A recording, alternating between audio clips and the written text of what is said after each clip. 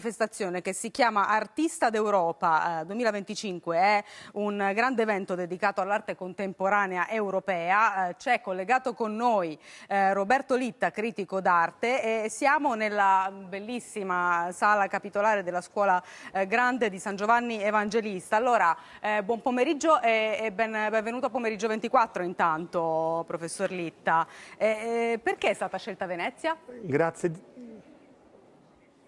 Grazie cuore. Allora, Venezia è una città sospesa tra cielo e acqua, ma proprio per la propria tradizione Venezia è sempre stata una città di modalità di incontro culturale. Qui dai tempi del Medioevo, i veneziani, grandi navigatori. La scelta di Venezia perché è un luogo simbolo dell'arte, dove l'arte proprio trasuda in ogni angolo della città, e questo posto che abbiamo scelto è incantevole, lo dicevi te prima, è la Scuola Grande di San Giovanni Evangelista. Siamo nella sala capitolare, una sala che racconta la storia del barocco.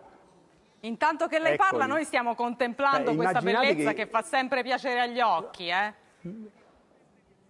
Sì, ma immagina che il Palma il Giovane decide qui, ovviamente in onore di San Giovanni Evangelista, di raccontare gli episodi più importanti, l'Apocalisse, il soggiorno di San Giovanni a Patmos, l'Assunzione in cielo. Ma tra l'altro qui in questo luogo hanno anche lavorato altri grandi pittori come Carpaccio, Bellini, lo stesso giovane Perugino. Era tutta la volontà a quei tempi di gareggiare, qui ovviamente siamo nella congregazione di San Giovanni, e si voleva gareggiare anche nell'imponenza dei propri luoghi di culto. E tra l'altro nella seconda metà del 1300 a questa congregazione venne affidata anche una reliquia, un po' quella che raccontiamo a Roma di Santa Croce in Gerusalemme, portata dalla regina Elena, mamma di Costantino, e qui le grandi tele che raccontano le processioni nelle quali ovviamente veniva portata questa reliquia all'interno della città di Venezia. Quindi io penso che questo luogo sia la tantissima, vastissima partecipazione di artisti,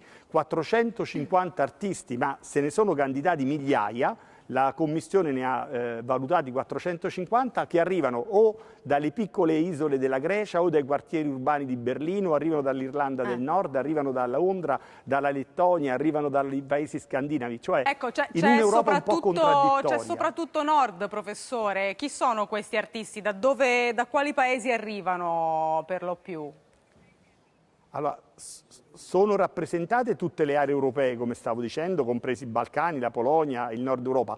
C'è anche una partecipazione interessante, anche per quella che è la tradizione proprio di Venezia, oltre ovviamente alla delegazione italiana, ma c'è una delegazione mitteleuropea molto significativa come partecipazione, anche perché il serbatorio della contemporaneità, dell'arte contemporanea, ha questa osmosi. Probabilmente, stavo dicendo, in un'Europa un po' contraddittoria, che vive un momento non felice, viviamo una situazione europea fatta di guerre, di conflitti, l'unione culturale, cioè questi ambasciatori del bello, questi ambasciatori della bellezza, della tradizione dell'arte. È stato scelto questo luogo dagli organizzatori proprio perché qui abbiamo un'imponenza di quello che è stata la capacità dell'arte di anticipare i tempi. E devo dire che sono opere, quelle che partecipano a questa selezione, che sono una finestra sulla contemporaneità, ma sui messaggi dell'oggi.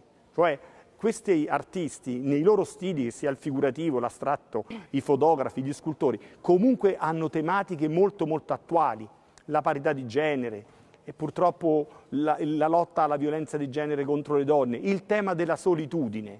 Noi dicevo prima in un'altra occasione che siamo tutti pieni di immagini, pieni di curiosare la vita degli altri, pieni di social, e poi le persone si sentono sole. Ecco, l'arte ci obbliga alla relazione. L'arte ci obbliga alla capacità di dover interpretare il messaggio non a parole che gli artisti danno attraverso la loro arte. Con, immagino ovviamente, insomma, il grande merito dell'arte contemporanea per eccellenza è quello dell'innovazione dei linguaggi, no? Senta, però voglio vedere insieme a lei e far vedere anche ai nostri telespettatori, e poi ne parliamo, ricordando che l'8 dicembre nell'ambito della trasmissione Italia Viaggio nella Bellezza su Rai Storia andrà in onda proprio una monografia che ha curato lei, Litta, dedicata a Salvatore Fiume, che è uno dei maggiori pittori del Novecento. Vediamone un breve estratto e poi commentiamo anche questo.